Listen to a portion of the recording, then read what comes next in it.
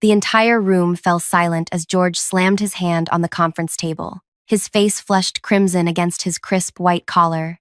"Effective immediately," he announced, his voice carrying across the stunned faces of my colleagues. "Due to consistent underperformance and client complaints." I stood frozen, my presentation still glowing on the screen behind me. The quarterly results showing my division had exceeded targets by 32%. The division I had built from nothing. "This can't be right," I managed to say, my voice smaller than intended. "I just closed the Archer account yesterday. That's a 14 million deal." George's daughter, Pia, stepped forward from where she'd been leaning against the wall. Her perfectly manicured hand rested on her father's shoulder as she gave me a look of practiced sympathy. "Veronica handled that account, actually," she corrected, her voice honey-sweet. "She's been instrumental in developing our new approach to enterprise clients." The room swam before my eyes. My approach, my client, my 5 years of work. "Security will escort you to collect your personal items," George continued, nodding toward the door where 2 guards suddenly materialized. "Your building access has been terminated," someone whispered. Someone else shifted uncomfortably in their chair. No one made eye contact with me. "Congratulations are in order, by the way," George added, his voice brightening as he turned to address the room. "Thanks to Pia's innovative sales framework, we've officially crossed the 100 million threshold this quarter." Applause broke out, hesitant at first, then building as people realized keeping their jobs meant playing along. Through the wall of sound, I watched Pia accept congratulations with practiced modesty. "She's the future of this company," George proclaimed proudly. As security guided me toward the elevator, I caught sight of my reflection in the glass doors. Face pale, eyes wide with shock. 5 years of my life, my innovative methodology, my client relationships, all stolen in an instant.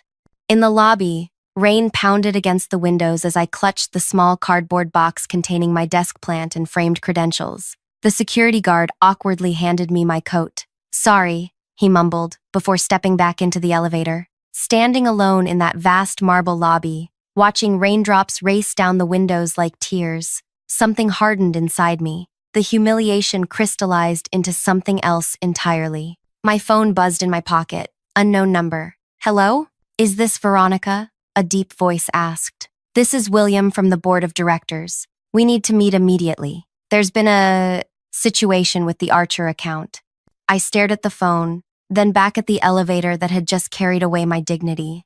"When and where?" I asked. If you're feeling that knot in your stomach, that burning sense of injustice, hit that like button. Subscribe to hear how this unfolds because believe me, when people steal what you've built, justice has a way of finding them. Comment if you've ever watched someone take credit for your work. I'm about to show you what happens when they pick the wrong person to betray. My name is Veronica Wade. At 34, I was the youngest person to ever make senior sales director at my company. At least until Pia arrived. Growing up with a single mother who worked 3 jobs to keep us afloat taught me 2 valuable lessons. Work harder than everyone else, and never expect recognition for it. While other kids got summer vacations, I got summer jobs. While college classmates partied, I studied behavioral economics and psychology, fascinated by what makes people tick and what makes them buy. I cultivated a calm demeanor that hid my strategic mind. I learned to read people, their hesitations, their unspoken concerns, their decision-making patterns. I built this skill into a methodology that transformed how we approached high-value clients. When I joined the company 5 years ago, we were struggling to hit 10 million in annual revenue.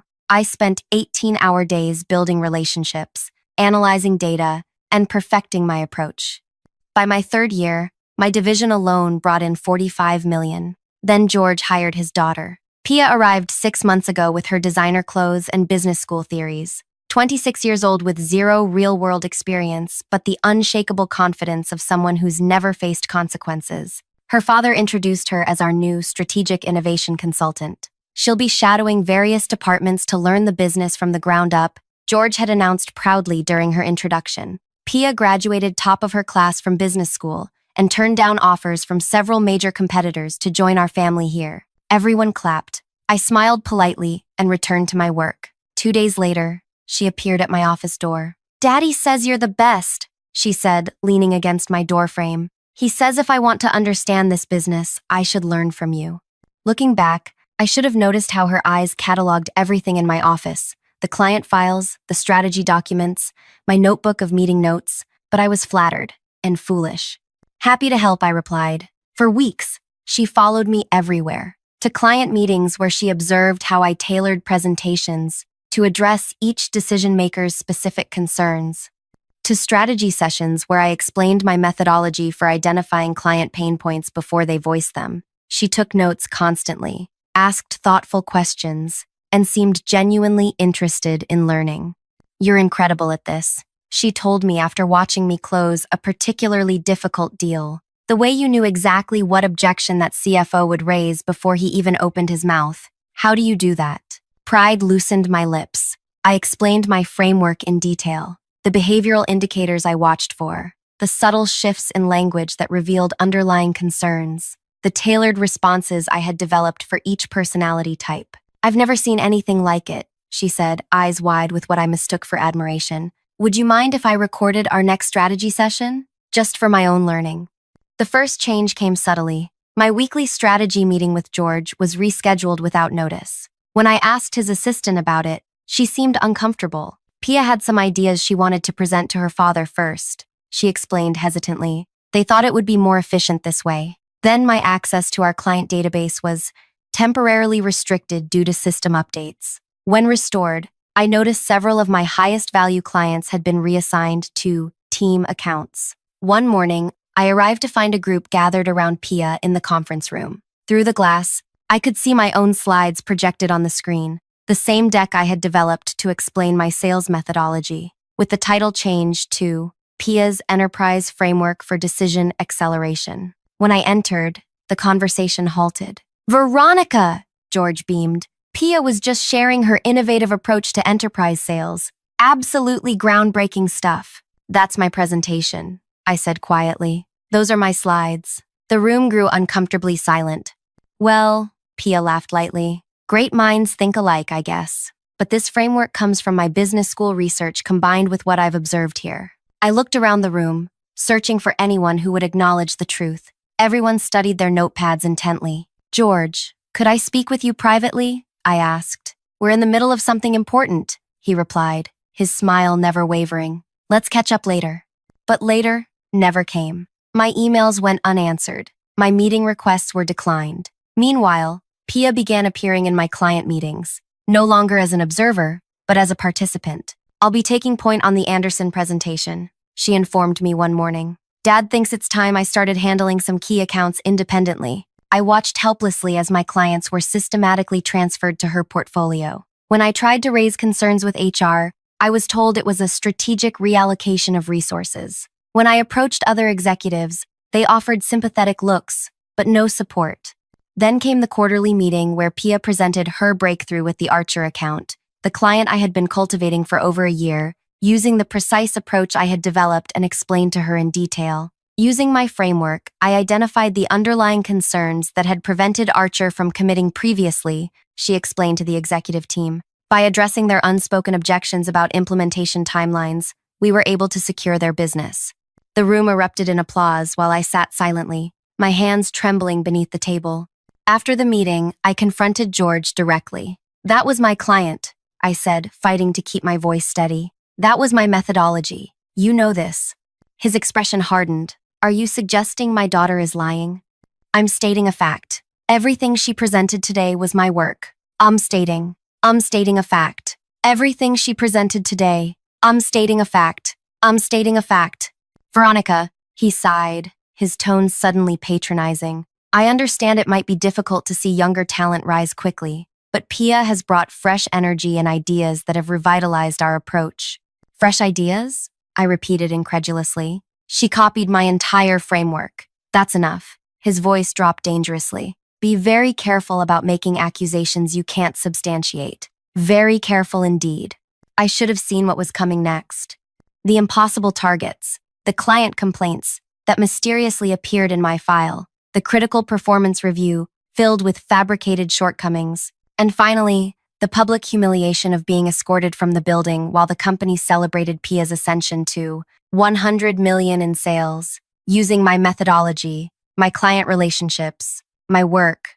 As William from the board had requested, I waited at a quiet restaurant downtown, still wearing the clothes I'd been fired in, still clutching my small box of personal items. The door opened, and an imposing man in his 60s approached my table. "Veronica," he said, extending his hand. "I'm William. Thank you for meeting me on such short notice." I settled into my chair, studying William's face. Silver-haired and sharp-eyed, he carried himself with the quiet confidence of someone who rarely needed to raise his voice to be heard. "I'm afraid I don't have much to celebrate," I said, gesturing to my box of belongings on the chair beside me. William signaled for the waiter. "Scotch, neat," he ordered before turning to me. "And for you?" "The same." He waited until our drinks arrived before speaking again. "I'll be direct. 3 hours ago, Gregory Archer called me personally. He's threatening to pull their entire 40 million account." I nearly choked on my scotch. "What happened?" "Your replacement happened." William took a careful sip. "Apparently, Pia couldn't answer basic questions about the implementation strategy.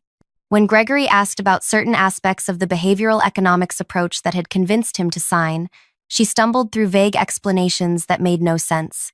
A small flicker of satisfaction warmed my chest. Gregory has an economics background. He would notice immediately if someone was bluffing. He more than noticed. He asked specifically about you, saying the strategy had your fingerprints all over it. When told you were no longer with the company, he demanded to know why. William leaned forward. That prompted some digging on my part. The restaurant hummed with quiet conversation around us, but all I could hear was my heartbeat pounding in my ears. "I've spent the afternoon reviewing email records, presentation files, and meeting notes," William continued. "It appears there's been a misattribution of intellectual property within our organization." "That's a polite way of putting it. The board has concerns about recent management decisions," he said, choosing his words with precision. "George's leadership has produced results, but at what appears to be a significant ethical cost." I let out a bitter laugh. "I've spent 5 years building something valuable, only to watch someone else take credit for it overnight. Ethical cost doesn't begin to cover it." William nodded thoughtfully. "Tell me about your methodology. The real one, not the version currently being presented by others." For the next hour, I walked him through my framework, explaining how I combined behavioral economics principles with practical sales techniques to address unspoken client concerns before they became objections. I showed him notes on my phone, explained my research, and detailed how I'd implemented the approach across different client types. William listened intently, occasionally asking incisive questions that revealed his own sharp business mind. "Impressive," he said finally, "and entirely consistent with what Gregory Archer described as the reason he signed with us." He set down his glass. "The board is prepared to make you an offer." "I'm listening." "A new division, focused on enterprise strategy, complete autonomy, reporting directly to the board, not to George, double your previous salary, plus equity." I stared at him. "And my former boss?" "We're restructuring his department. His role will be significantly reduced." "And Pia?" A thin smile crossed William's face. "She would report to you, if you find her contributions valuable." The irony was almost too perfect. "I'll need that in writing before I consider returning." "Of course. And one more thing," I added. "I want to personally explain the new arrangement to them both." William studied me for a moment. "That can be arranged." He extended his hand. "Do we have a deal?" I hesitated, thinking of the humiliation I'd endured, the stolen work, the smug expressions as security had escorted me out. "Not quite yet," I replied. "I need the weekend to consider. I'll give you my answer Monday morning." Walking home that night, my mind raced with possibilities. The offer was better than anything I could have expected. A vindication, a restoration, a reversal of fortune that would put me in a position of power over those who had wronged me. But something didn't feel right. Something felt too easy. I unlocked my apartment door to find my roommate Teresa sitting on our couch, surrounded by takeout containers. "I figured you might need comfort food," she said, holding up a carton of noodles. "Want to talk about it?" Teresa and I had been friends since college. She was now a journalist with an uncanny ability to read people and situations. I collapsed beside her and recounted everything, the firing, the theft of my work, and now William's surprising offer. "That's convenient," she said when I finished, her reporter's skepticism showing. "The board member swoops in the moment you're fired with a perfect revenge scenario? You think it's too good to be true?" She shrugged. I think powerful people rarely admit they made a mistake unless they want something. What does the board really want from you? Her question haunted me all weekend. What did they really want? Why not just fire George and Pia quietly and then approach me? Why the dramatic offer? Why involve me in their restructuring at all? Sunday night, I made some calls to former colleagues who still answered my messages. What I learned changed everything. Monday morning, I arrived at William's office precisely at 9. His assistant showed me in immediately. Have you considered our offer? He asked, rising from behind his desk. I have, I replied, setting down my bag. But before I accept, I'd like to understand something. When did the board become aware of the situation with the Archer account? William's expression remained neutral. As I mentioned, Gregory called me on Friday. That's interesting, I said, because according to the meeting minutes I obtained yesterday, the board discussed concerns about the Archer implementation 3 weeks ago. Gregory had already raised questions by then. A flicker of surprise crossed William's face. You've been busy. I've also learned that the company's under investigation by the SEC for financial discrepancies that began 8 months ago, right around when George's daughter joined the company. William's eyes narrowed slightly. Where did you hear that? Does it matter? What matters is that you didn't approach me because of some sudden revelation about stolen work. You approached me because you need someone who understands the Archer account to save a $40 million deal that's about to collapse, and to potentially take the fall if the SEC investigation goes south. The room fell silent as William considered his response. Finally, he sighed. You're partially correct. The SEC situation is delicate. And yes, we need the Archer account secured immediately. But that doesn't change our offer or the fact that your work was inappropriately claimed by others. Then, let me counter with my terms, I said, sitting straighter. Triple my previous salary, 20% equity, complete autonomy over my division with a guaranteed budget, and full access to all financial records related to my clients for the past year. William's eyebrows rose. That's quite demanding. I'm quite valuable, as you've recently discovered. After a tense silence, he nodded. I'll take it to the board this afternoon. One more thing, I added. I still want to personally explain the new arrangement to George and Pia. A slow smile spread across William's face. That can definitely be arranged. 3 days later, I stood in the elevator of my former office building, this time with a visitor's badge clipped to my blazer. My heart pounded as the numbers climbed toward the executive floor. The doors opened to reveal the familiar hallway. Several employees stopped mid-conversation when they saw me, their expressions a mixture of shock and confusion. Veronica, my former assistant Mina hurried toward me, her eyes wide. What are you doing here? I have a meeting with George, I replied calmly. And Pia, Mina glanced nervously over her shoulder. No one told me. They're in the conference room with some board members. But, perfect, that's where I'm headed. As I approached the conference room, I could see George through the glass, gesturing emphatically at William and 2 other board members. Pia sat beside him, her posture rigid with tension. I took a deep breath and pushed open the door. The conversation halted immediately. George's face drained of color. Pia's mouth fell open. What is she doing here? George demanded, turning to William. I invited her, William replied smoothly. Please, Veronica, join us. I took a seat directly across from George and Pia, placing my new company contract on the table. What's going on? Pia asked, her voice higher than usual. William cleared his throat. We were just explaining to George and Pia the board's decision regarding departmental restructuring. Your timing is perfect, Veronica. As this concerns you directly, George's eyes darted between William and me. Whatever she's told you is grossly exaggerated. She's bitter about being let go for underperformance. Interesting perspective, I said, especially given that my division exceeded targets by 32% last quarter. Numbers can be manipulated, Pia interjected quickly. Dad and I discovered serious issues with her reporting methodology. I smiled thinly. You mean my sales methodology, don't you? The one you presented as your own? The one Gregory Archer specifically asked about during your meeting on Friday? Pia's face flushed. I don't know what you're talking about. The board has reviewed the situation thoroughly, William interrupted, including email records, presentation files, and client feedback. We've reached some conclusions that necessitate immediate changes.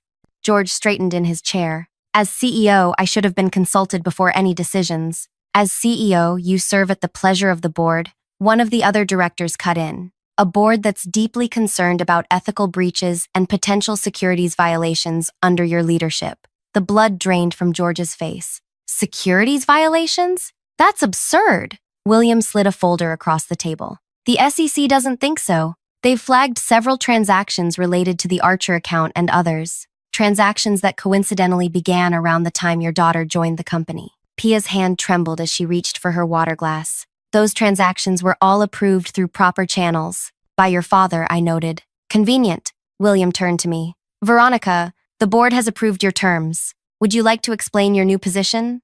I opened my contract and slid it toward George and Pia. Effective immediately. I'll be leading a new division as Executive Vice President of Global Strategy, reporting directly to the board. I'll have complete autonomy over enterprise accounts, including Archer.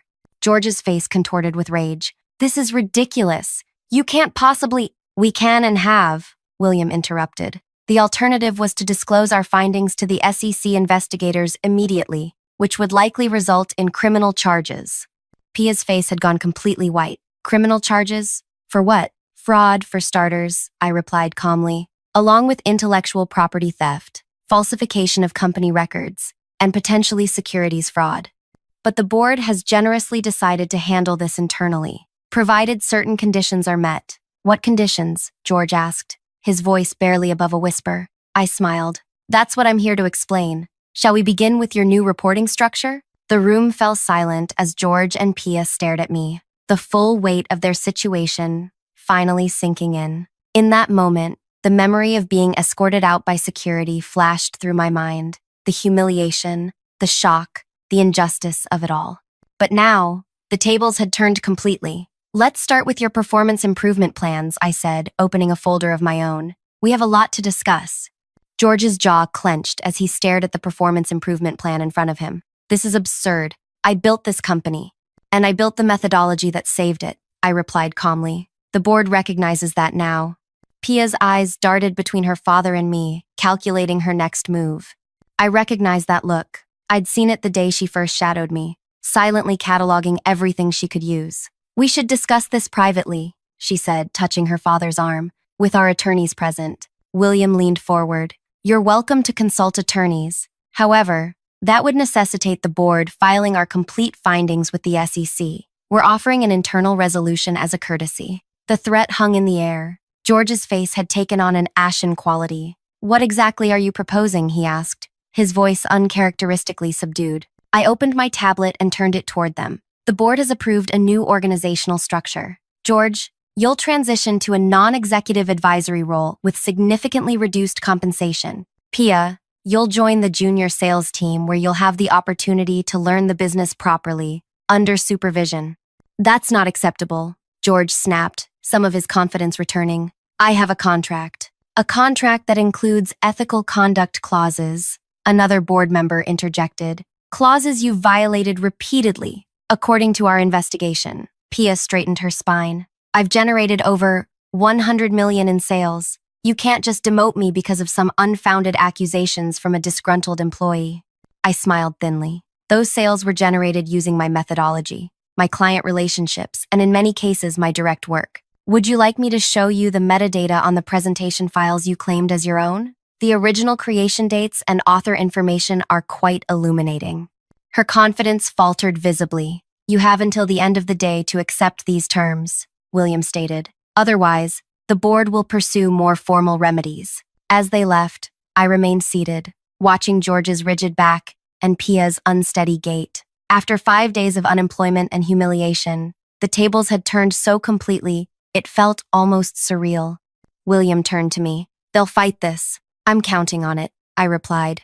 The next morning, I arrived early to find my new office being prepared. Ironically, it was George's former space. The nameplate had already been changed to read Veronica Wade, Executive Vice President. Mina appeared at my door, hesitant. The team is gathered in the conference room as you requested. Thank you. Has there been any word from George or Pia? George cleared out his office last night. Pia hasn't been seen since yesterday's meeting. I nodded, unsurprised. Let's not keep everyone waiting. Walking into the conference room felt like stepping into an alternate reality. The same people who had watched my humiliation days ago now stood as I entered, their expressions a mixture of confusion, awe, and wariness. "Good morning," I began. "As you may have heard, there have been some organizational changes. I'll be leading a new division focused on enterprise strategy, reporting directly to the board." Murmurs rippled through the room. "I understand this is sudden. You have questions. You're wondering what happened with George and Pia. You're concerned about your own positions." I paused, meeting their eyes. "Those concerns are valid." The room fell silent. "Over the next week, I'll be meeting with each of you individually to discuss your roles going forward. What I value above all else is integrity and genuine contribution. Those who have both will thrive. Those who don't, I let the implication hang." As the meeting concluded, my phone buzzed with a message from William. "George is demanding a meeting with the full board. Claims to have evidence of financial irregularities involving you." My heart skipped a beat. I'd expected resistance, but not a direct counterattack. What evidence could he possibly have fabricated overnight? 3 hours later, I sat in the boardroom across from George and his attorney. Pia was conspicuously absent. "Thank you for accommodating this emergency meeting," George began, his composure restored. "Yesterday's discussion caught me off guard, but I've since had time to gather relevant information the board should consider."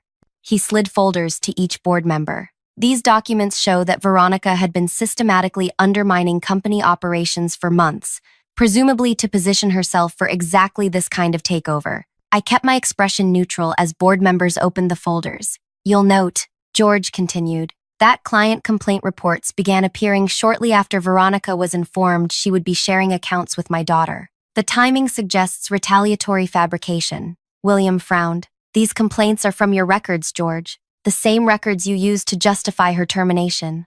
"Exactly," George smiled. "Records I now believe she manipulated. Our IT department discovered her system credentials were used to access these files during unusual hours." A cold weight settled in my stomach. I hadn't accessed any such files, which meant someone had used my credentials without authorization. Someone like Pia. George's attorney spoke up. "Additionally, we have concerns about Miss Wade's relationship with Gregory Archer. Their communications suggest a personal connection that may violate company policy regarding client relationships." This was getting dangerous. Gregory and I had a strictly professional relationship, but any implication otherwise could damage both our reputations. "Where is Pia today?" I asked, changing the subject deliberately. George hesitated. "She's pursuing other opportunities." "That's interesting," I replied, opening my own folder, "because according to these bank records, she transferred $2.4 million to an offshore account yesterday afternoon, money that appears to have originated from company funds." The boardroom went silent. William looked sharply at me. This was information even he hadn't seen yet. "That's preposterous," George sputtered. "These documents must be falsified." "They were provided by the Financial Crimes Unit this morning," I replied, "along with records of similar transfers dating back 6 months, all authorized under your authentication codes, George." His face paled. "I never authorized any such transfers." "Perhaps not knowingly," I conceded, "but the audit trail is clear. Your credentials were used, just as you claim mine were used to access those complaint files." George's attorney whispered urgently in his ear. "There's something else the board should know," I continued, passing another document to William. "This morning, Gregory Archer contacted me about unusual language in his contract, language that doesn't match what he originally signed. The altered version would have allowed the company to claim his intellectual property under certain conditions." William studied the document, his expression darkening. "When was this change made?" "According to the metadata, 3 weeks ago, using George's system credentials." George shook his head desperately. "I didn't do this. Pia must have..." He stopped abruptly, realizing his mistake. "Must have what, George?" I asked quietly. "Used your credentials without authorization? Altered client contracts? Transferred company funds? Just as you accused me of misusing system access?" The room fell into tense silence as George's defense crumbled before our eyes. "Where is Pia now?" William asked. George stared at the table. "I don't know. She's not answering my calls." Over the next 2 weeks, the truth emerged in painful clarity. Pia had been systematically siphoning funds while using my methodology to boost sales figures, creating the illusion of unprecedented success. When I became an obstacle, she orchestrated my removal, never expecting I would find allies on the board.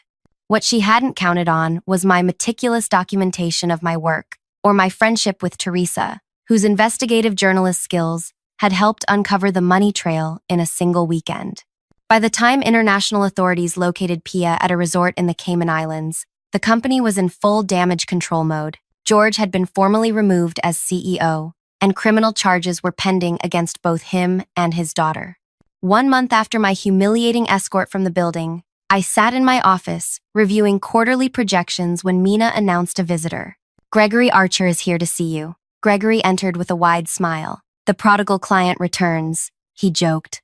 "Thanks for your patience through all this," I said, gesturing for him to sit. "It's been a chaotic transition."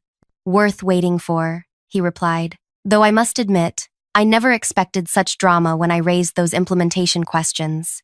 I smiled. "Neither did I." "The board made the right choice," he said, studying me. "Not just for ethical reasons, but practical ones. No one else understood the behavioral economics underpinning our agreement." "That was the problem with stealing someone's work," I observed. "You can take their slides, but not their knowledge." After Gregory left, I walked to the window overlooking the city. In 1 month, I'd gone from unemployed to running the company's most critical division. George was facing criminal charges. Pia was in custody awaiting extradition. My revenge hadn't come from destroying them. It had come from simply letting the truth emerge while positioning myself to succeed where they had failed. That evening, as I prepared to leave, William appeared at my door. "The board meeting went well," he said. "Your division's projections impressed everyone." "Good to hear." He hesitated. "There's something else. The board is considering candidates for the permanent CEO position. Your name is at the top of the list." I looked up in surprise. "I've only been back a month in which you've stabilized our largest accounts, rebuilt team morale,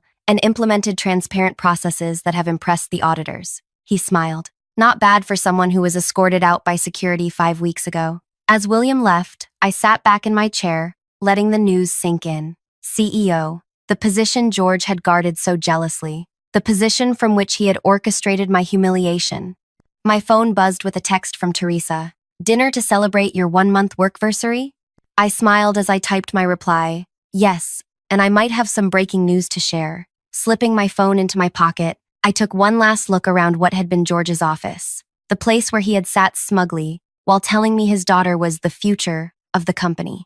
He had been right about one thing. The company did have an extraordinary future ahead. It just wouldn't include either of them. If this story struck a chord with you, hit that subscribe button right now. We've all faced moments when someone took credit for our work or tried to push us aside, and there's nothing more satisfying than seeing hard work and integrity ultimately win. Drop a comment sharing your own experience with workplace betrayal and how you handled it. Remember, success isn't just about climbing to the top. It's about how you treat people on your way there. Like this video if you believe talent and truth always find a way to shine.